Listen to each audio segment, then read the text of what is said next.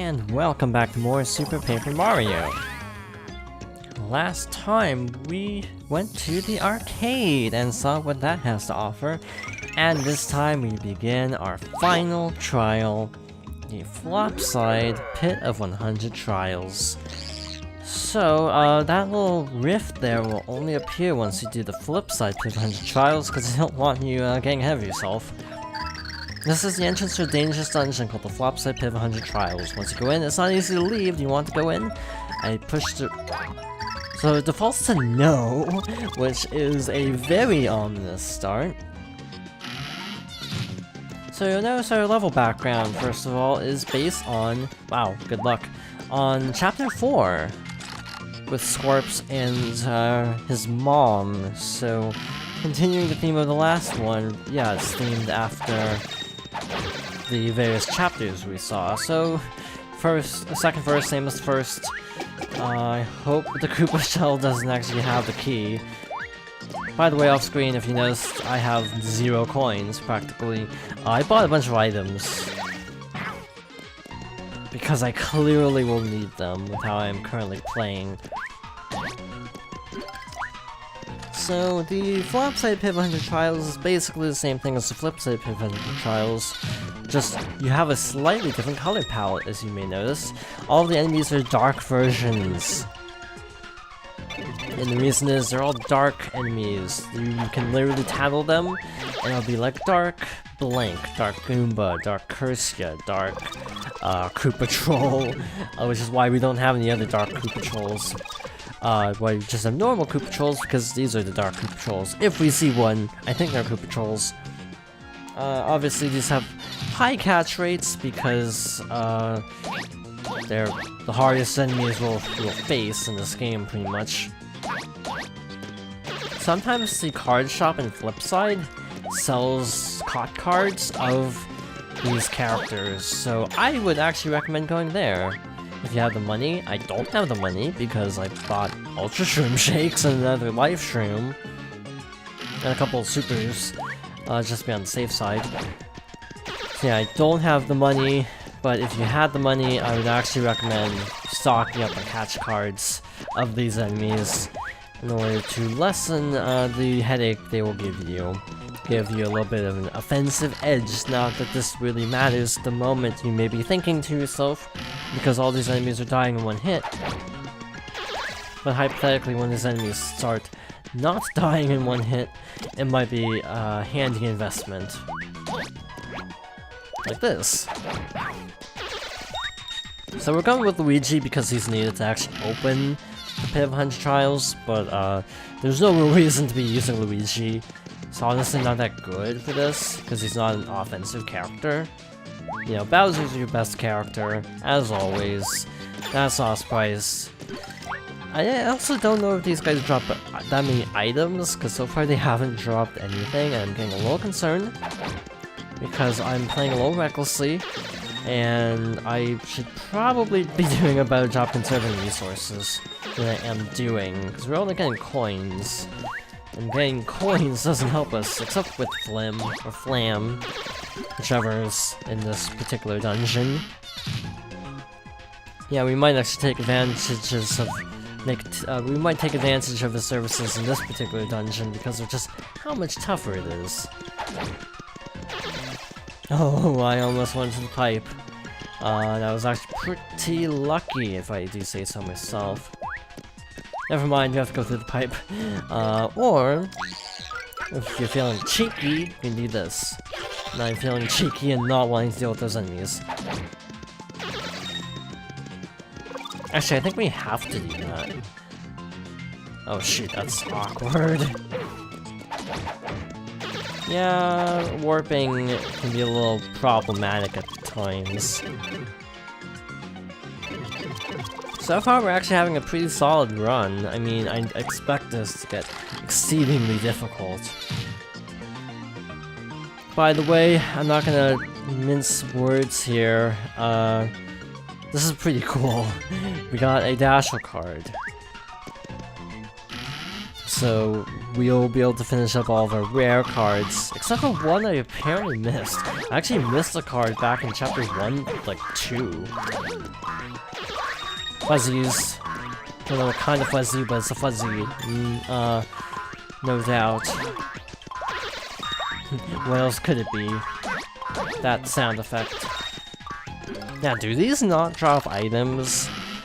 I've actually never done the Flopside Pit 100 trial, so if it seems like I am a little bit lost on details, it's because I legitimately don't actually know what to expect. Except one thing that I do know. I'm not gonna sugarcoat this, but and I'm actually only going to say this once, because I don't want to like drill the point in too much to the point of getting annoying.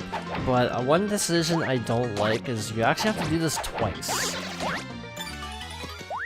You have to do one run, and then you get to the end, and then you're told to do it again, but we'll see that later. And I'm gonna say right now, I do not like this decision, but at the same time, it does add replay value, I guess. Also, second time it's gonna be a lot easier because you're higher leveled, I assume. Actually, no, these enemies give no experience, but I guess if you do 100 floors of them, you know, it adds up. It's like 20,000 if they all give you like 200. Spaniards are like the worst in this game. Because they're just kind of unpredictable, I find. I almost had a Goomba land on my head, that would be bad. Can't even tell if it's a Goomba or not. So I think we're gonna make less progress in this dungeon than in the Flopside Pit. Again, it largely depends on luck though, because again, this is a very luck-based dungeon with item drops. Reminder that undead enemies need to be defeated with fire. Hey look, they do drop items. Nice. Oh, this guy's in a jerky spot there. That reminds me of all the cut footage from 7.3 when we were, no, 7.2 when I was trying to get the one catch card. I had the hardest time getting up that one section of the Underwear Road because I kept getting hit by dry bones. They kept kind of like ledge hogging, to use Smash Bros terms. Hey look, max HP up by 5, that's cool. So we can avoid using an item in this case at least. I say as I immediately jump headfirst into an enemy. You might consider doing stylish moves here to boost your points, level up a little faster and whatnot. I don't know if we'll get through 30 floors. I'd like to, because I'd like getting through a lot of floors. Making a lot of progress quickly. By the way, one other thought I will say is, even if there are 2 runs needed, we'll only be showing 1 run, because, quite frankly, do you really want to sit through the Pit 100 trials twice? I didn't think so.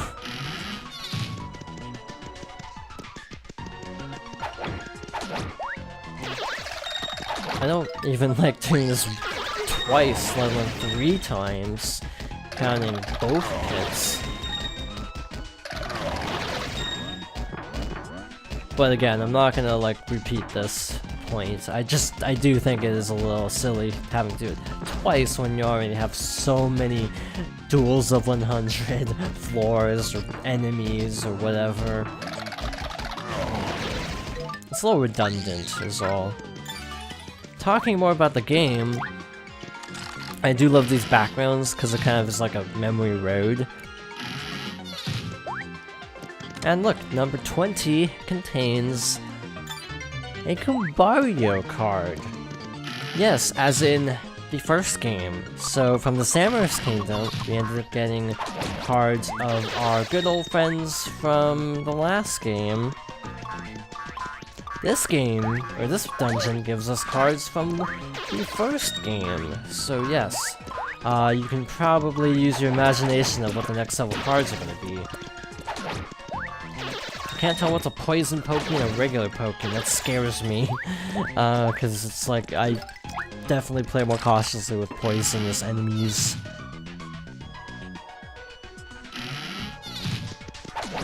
Ooh. I almost got hit there.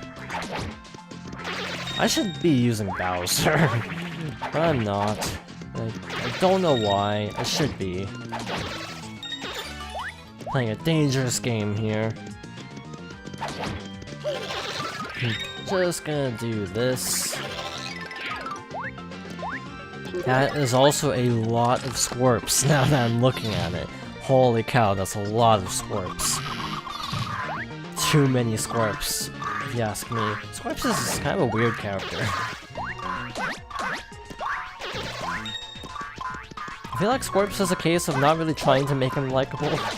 That's just me.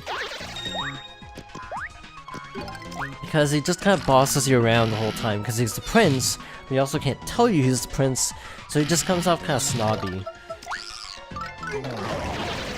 On the whole, I do like the characters in this game, even though most of them are very much one-off characters. But I will say not all of them are, like, amazing, obviously.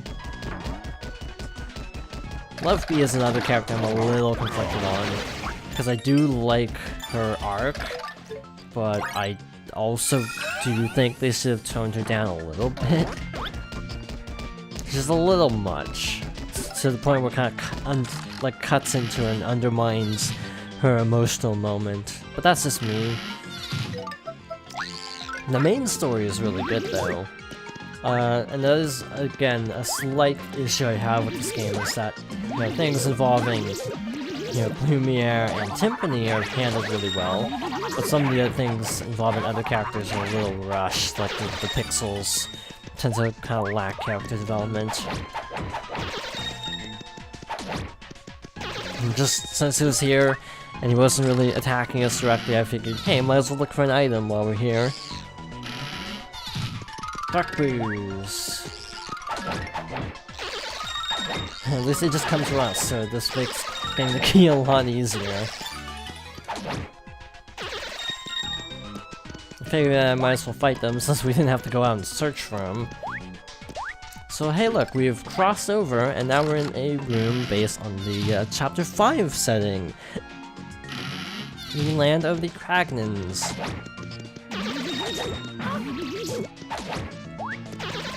So we got the little Flora Sapiens on the wall. Okay, that was good. Got the key. I feel like the blocks are actually also very much patterned after Super Mario Bros. The sort of segmented blocks look very Mario Bros. To me. And pattern.